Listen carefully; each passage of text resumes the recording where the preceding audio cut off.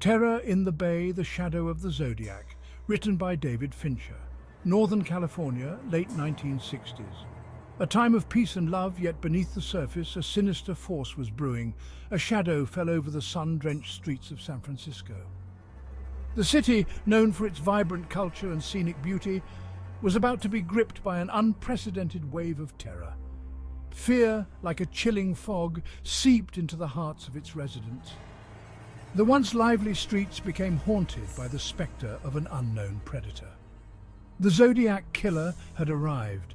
His presence was felt long before he was ever seen, a phantom lurking in the shadows. His hunting ground, the quiet lanes of lovers and the moonlit parks of the innocent. These places, once sanctuaries of romance and tranquility, were now tainted by his malevolent presence. He was a hunter in the night, leaving a trail of blood and terror in his wake. Each attack was meticulously planned, each victim carefully chosen. His first victims, David Faraday and Betty Lou Jensen, were young lovers parked on a secluded road. They were full of dreams and hopes, unaware of the nightmare that was about to unfold. Gunshots shattered the stillness of the night. The tranquility of their moment was violently disrupted, replaced by chaos and bloodshed. Their future, their love extinguished in a flash of violence. The dreams they had shared were now buried under the weight of a brutal reality. The killer vanished into the night, leaving behind an eerie silence and two bodies forever entwined in death. The scene was a grim testament to his cold-blooded nature. Months later, another couple, Darlene Ferrin and Michael Margot, found themselves facing the abyss of the Zodiac's madness. Their night of innocent fun turned into a harrowing ordeal, a seemingly random attack at a lover's lane in Vallejo. The randomness of his attacks made him even more terrifying, as no one knew where he would strike next. Darlene succumbed to the killer's fury, while Michael, though critically wounded, miraculously survived. His survival was a beacon of hope amidst the darkness. His testimony, a fragmented whisper from the edge of death, offered a glimpse into the darkness that consumed the killer's soul. It was a chilling account that left investigators and the public alike in a state of shock. Newspapers became the killer's mouthpiece, his chilling letters arriving like clockwork. Each letter was a taunt, a reminder of his presence and his power.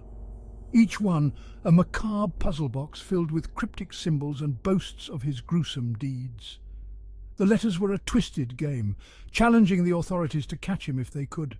He craved recognition, revelled in the fear he instilled. The more fear he spread, the more powerful he felt.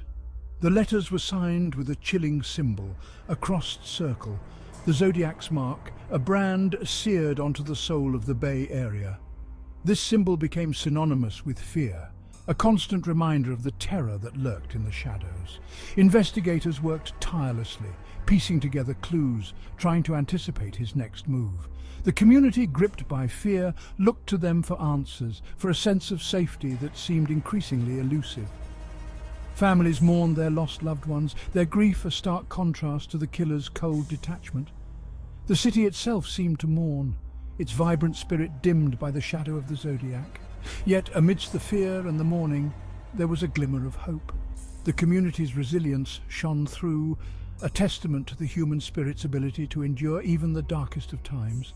The Zodiac's legacy is one of fear and mystery, an unsolved puzzle that continues to haunt the Bay Area.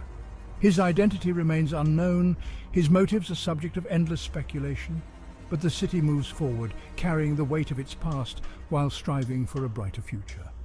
The shadow of the Zodiac may linger, but it will not define the spirit of San Francisco. Cryptic communication messages from the abyss. In the dark annals of criminal history, few figures have managed to instill as much fear and fascination as the Zodiac Killer. His reign of terror was not just marked by his brutal acts, but by his eerie and enigmatic communications. The Zodiac Killer didn't just crave blood, he craved recognition, a twisted desire to imprint his dark legacy on the world. His need for notoriety was insatiable, and he found a way to ensure his name would be remembered forever. His chosen canvas, the front pages of newspapers, his messages delivered in a chilling sequence of letters and ciphers. These weren't just random scribbles, they were meticulously crafted to send chills down the spine of anyone who dared to read them. Each communication a cryptic tapestry woven with arrogance and terror. The symbols and letters were not just a means of communication, but a way to showcase his intellectual superiority and his ability to instill fear. He taunted the police, flaunted his intellect, and reveled in the fear that rippled through the city with every published word. The authorities were not just dealing with a killer, but with a master manipulator who enjoyed playing cat and mouse. He toyed with investigators, offering clues to his identity one moment, only to snatch them away with the next. This constant game of give and take left the police in a perpetual state of frustration and confusion. His words were a labyrinth of puzzles and riddles, each one a potential key to unlocking the mystery of his identity. The complexity of his messages was a testament to his cunning and his desire to remain an enigma. Codebreaker. This is the Zodiac speaking, his letters would begin, a chilling salutation that sent shivers down the spines of those who read them. It was a stark reminder that the person behind these words was very real and very dangerous. He detailed his crimes with a chilling detachment, boasting of his ability to elude capture. His letters were not just confessions, but taunts, daring the authorities to catch him if they could. He claimed to be collecting slaves for the afterlife, his victims mere pawns in a twisted game only he understood. This macabre claim added another layer of horror to his already terrifying persona. Codebreaker. The Ciphers were his most perplexing creations. They were not just puzzles, but a window into the mind of a madman, each one more complex than the last. Complex arrangements of symbols and letters, they hinted at a mind obsessed with codes and puzzles. His obsession was evident in the intricate details and the sheer effort it took to create these ciphers. Some were solved, revealing fragments of his thoughts, glimpses into the abyss of his psyche. These fragments were like pieces of a dark puzzle, each one offering a small insight into his twisted mind. Others remain unbroken, their secrets locked away, mocking the best efforts of cryptographers and codebreakers to this day. The unbroken ciphers stand as a testament to his cunning, a final taunt to those who have tried and failed to unravel his mysteries. A twisted game, taunts and inconsistencies. The Zodiac Killer was a master manipulator, a puppeteer of fear who reveled in the chaos he created. His letters weren't merely confessions, they were taunts, designed to provoke and mislead. He toyed with the police, sending them on wild goose chases, his laughter echoing through the corridors of their frustration. He contradicted himself, offering conflicting details about his crimes, his motives shrouded in a fog of inconsistencies. Was he a cunning mastermind, carefully crafting a web of disinformation, or was he a delusional narcissist, lost in the maze of his own twisted fantasies? He claimed to have taken many more lives than he could be definitively linked to, his boasts a chilling blend of truth and fabrication. Was he inflating his body count to amplify the terror he sowed? Or were there more victims out there, their fates forever shrouded in the mystery of the Zodiac's reign? Investigator? His taunts were relentless, each letter a fresh wound on the psyche of a city held captive by fear. He claimed he wanted to be caught, yet his actions suggested otherwise. He seemed to delight in outsmarting the authorities, his ego fueled by every failed attempt to unmask him. Hunting a ghost, the investigation. The hunt for the Zodiac Killer was a desperate race against time, fueled by a potent cocktail of fear and determination. Each day brought new challenges, new fears, and new hopes that perhaps today would be the day they would finally catch him. The San Francisco Police Department, thrust onto the front lines of a nightmare, faced an enemy unlike any they had encountered before. The Zodiac was not just a criminal, he was a master of psychological warfare, taunting the police and the public with his cryptic messages and gruesome acts. He was a phantom, a whisper in the night, leaving behind a trail of blood and cryptic messages. Each message was a puzzle, a twisted game that the Zodiac seemed to enjoy playing, knowing that every second spent deciphering his codes was a second he remained free.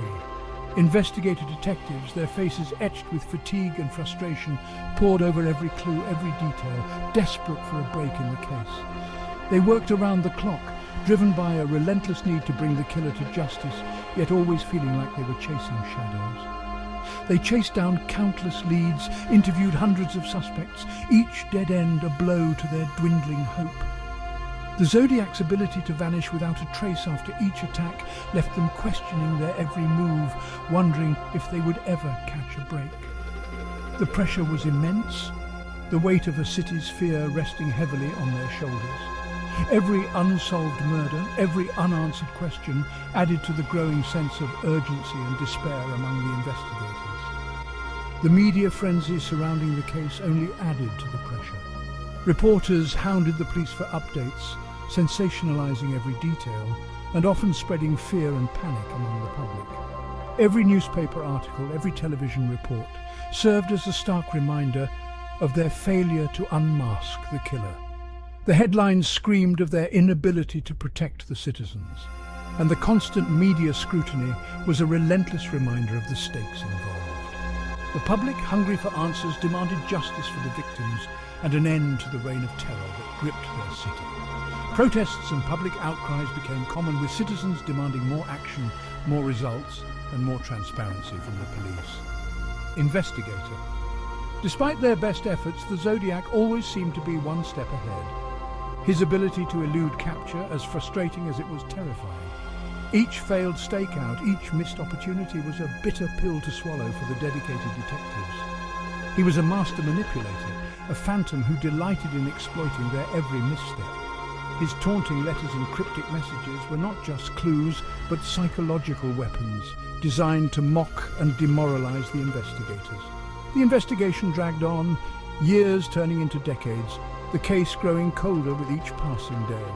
The once hot trail of clues became a distant memory, buried under layers of dust and time, yet the hope of solving the case never truly died. New theories emerged, new experts were consulted, and the case was revisited time and again, each effort a testament to the enduring determination of those who refused to let the Zodiac's crimes go unpunished. The families of the victims, forever scarred by the loss of their loved ones, continued to seek closure, their pain a constant reminder of the human cost of the Zodiac's reign of terror. Their stories, their grief, fueled the ongoing quest for justice. San Francisco, a city haunted by its past, remained vigilant, its streets patrolled by officers who carried the legacy of the Zodiac investigation with them. The hunt for the ghost of the Zodiac Killer was far from over, and the determination to bring him to justice burned as brightly as ever.